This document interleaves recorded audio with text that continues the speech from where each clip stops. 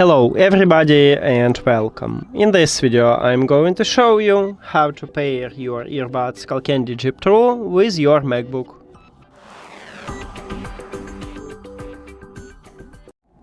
You have to start by click one time at the Bluetooth button at the top, but if you don't have this icon, just go to the control panel and click at the Bluetooth here.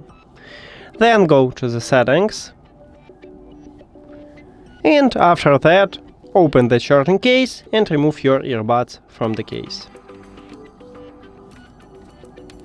Now, at the back side we have SKULLCANDY logo, and this one is touch controls. You need to press and hold simultaneously at the both of them until you will see that the LED light blinking red and blue.